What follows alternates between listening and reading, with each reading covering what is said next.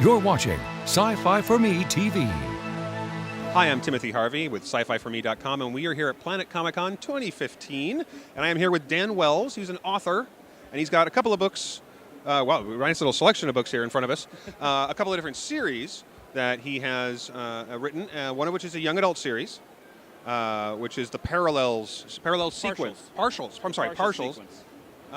And what can you tell us about that? I mean, we were actually just talking about this with another gentleman here at the con about the appealing to different ages and audiences. So it's a young adult series. Correct. And what can you tell us about it? Well, it's young adult. It takes place 11 years after the world ended. Mm-hmm. A plague came in and wiped people out, and the survivors are trying to rebuild. They're trying to cure the disease, and it's a really action-packed series. A lot of things explode. The nice thing about writing post-apocalypse is that I can blow up things you recognize. Right. Which is great.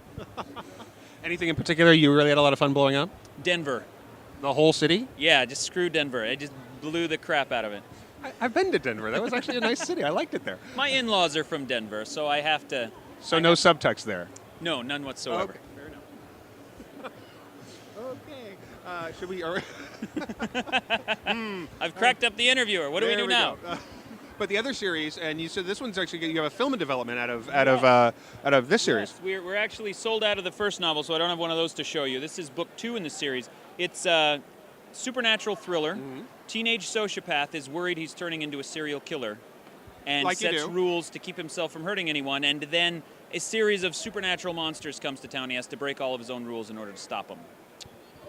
Oh, okay. First book is called I'm Not a Serial Killer, and actually right now, as we speak, it is being filmed as a movie with Christopher Lloyd. See, that's not a bad thing at all. That's No, actually it's a really not. good That's great. I actually came here directly from the set where we're filming in a little town up in Minnesota. Yeah. And so, I got to meet Chris and everything, and he's fantastic. It's been wonderful working with him. I would imagine that was a pretty exciting thing to sit there and have your book optioned and then actually see it happen. Yeah. And seeing it and being there while they do, most of what I was on set for was the various kills the monster makes, and watching them do that. Watching Christopher Lloyd stab somebody over and over and over, 7 rolls of film, 10 solid hours, and he was perfect in every single one of them. It's just fantastic. So who else in it besides Christopher Lloyd? Max Records plays the main character, John Wayne Cleaver. He is the kid from Where the Wild Things Are, which came out a few years ago. He's 17 now, and he is going to be a superstar. He is just absolutely fantastic.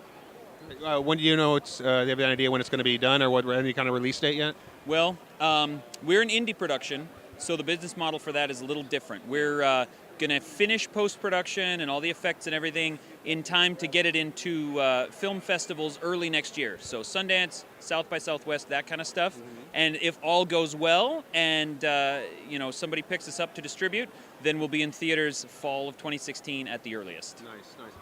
We have our website actually, we love to cover this sort of thing. So if you want to keep us updated as to what's going on with the shoot, we would love to put that out. So are you asking me if I want to promote my books and movie more? That is in fact what I'm asking you. Yes. And would you like to do it for free? Yes, I would love to. That's my job. I think we can help you with that. So cool. That's fantastic. Now you've got these two. Is there anything else you got on the pipeline? Is there anything you're working on, or are you focused on these two right now? Well, right now I do have the other thing we have here with us is a standalone psychological thriller called The Hollow City. This is just one novel by itself. Man with schizophrenia realizes that some of the monsters he sees are real, and no one will believe him. So it's not that you're paranoid; they actually are out to get you. Exactly. Nice. Beyond that, there's a new John Cleaver trilogy coming in. It starts this summer. First book's called The Devil's Only Friend. And then from the partial sequence is done, but I've got a new science fiction series coming out from Harper next year called Mirador. The first book is called Blue Screen. Is that also young adult, or is it just general sizes? It is young adult cyberpunk. Okay. What do you find different in terms of your approach when it comes to writing for young adult versus general audiences or adult audiences? Well, the humorous truth here is that I don't actually write for other audiences. I'm always writing for myself. I'm writing whatever I think is awesome, and if other people want to read it, that's great. And so I give it to the publishers, and they say, "Oh, you've written a YA book," and I say, "Really? Well, that's great.